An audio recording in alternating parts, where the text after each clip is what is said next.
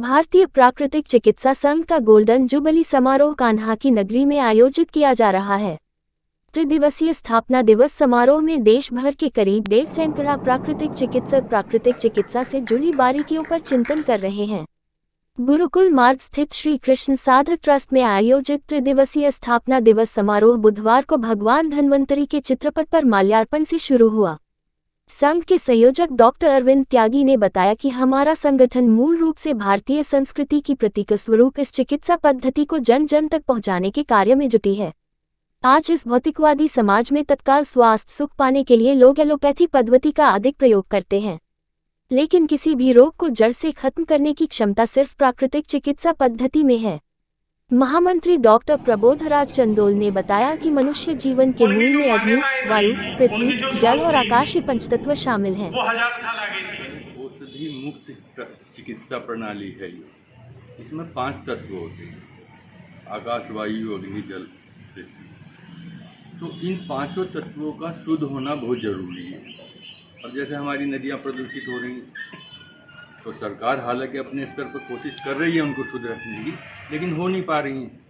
तो जितना जल अशुद्ध हो जाएगा, मिट्टी अशुद्ध हो जाएगी, वायु अशुद्ध, तो उतना ही वो प्राकृतिक चिकित्सा पे तो प्रभाव करने वाली है, इसमें कोई दो राय नहीं। इसके लिए हम लोग पर्यावरण का भी काम करते हैं, सरकार को जागरूक भी करते हैं, पेड़ पौधे भी, उस तरह का काम भी हम करते हैं। लेकिन प्राकृतिक चिकित्सा को बचाने की भी बहुत ज़रूरत है इस समय, क्योंकि ये एक नेचुरल पद्धति है, ये लाइफ स्टाइल है, ये एक जीवन शैली है।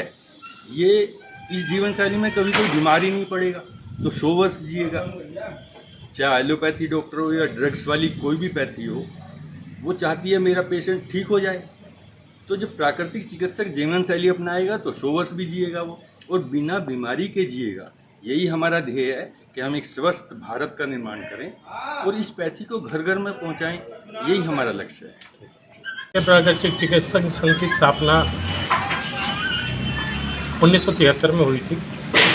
इस बार हम 50वां स्थापना दिवस मना रहे हैं। साथ साथ प्राकृतिक चिकित्सकों का सम्मेलन भी, आम सभा भी और एक पत्रिका का विमोचन है। उसके साथ साथ 5 प्राकृतिक चिकित्सक जो वयोवृद्ध हैं उनका सम्मान करने का भी काम करें। इस बार हमारे यहाँ पे 18 राज्यों से 166 के करीब प्रतिभागी आए हैं। परंतु आपको पता है कि जैसे धार्मिक नगरी में कुछ लोग थोड़ी देर बैठते हैं, फिर घूमने चले जाते हैं, फिर दूसरे आ जाते हैं। यह क्रम बारंबार चलता था। हमारा किसी भी पद्धति से नहीं है, परंतु बात यह है कि आप एलोपैथिक की तरफ अगर देखें तो घर से अगर शुरुआत करें तो टीवी पे सारी एलोपैथिक दवाइयों का प्रचार होता है। घर से बाहर निकलते हैं तो बस पे भी होर्डिंग लगा है तो उसी दवा का प्रचार हो रहा है। उसके बाद केमिस्ट की दुकान पर जाते हैं तो उसी चीज़ का प्रचार हो रहा है।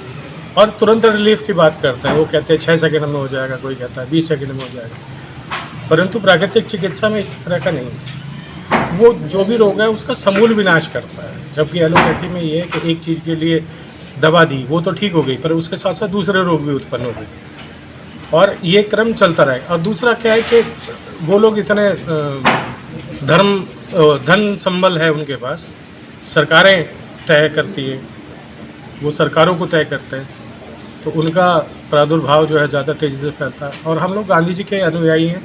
गांधी जी ने प्राकृतिक चिकित्सा को इस देश में शुरू किया था।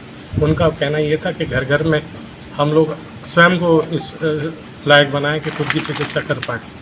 जबकि ये प्राचीन पद्धति है। हमारी दादी नानियाँ भी आप भी जानते होंगे, अगर कोई रोग होता था उसका निदान घर में ही होता था, डॉक्टर के पास बड़ी मुश्किल से। क्या मांग कर रहे हैं आप सरकार से सम्मेलन की? सरकार से जहाँ भी कई सम्मेलन करते हैं हम लोग सभी सरकारों से यही मांग करते हैं। कुछ 4 राज्यों को छोड़कर बाकी किसी भी राज्य सरकार ने इस तरफ पहल नहीं की है। मांग हमारी सिर्फ यही है कि जो लोग काम कर रहे हैं इस पद्धति में, उन लोगों के जो कोर्सेज हैं वो बनाने का काम करें। जैसे अब BA NYS इन्होंने शुरू किया है कुछ यूनिवर्सिटीज़ में, उसमें भी यही है कि पाठ्यक्रम बनाया, किसी का पाठ्यक्रम कुछ है, किसी का पाठ्यक्रम कुछ है, पर पूरे भारत में जब तक ये पूरा पाठ्यक्रम तैयार नहीं होगा, उसकी लिमिटेशंस तैयार नहीं होंगी, तो वो पूरी सरकार मान्य नहीं होगा।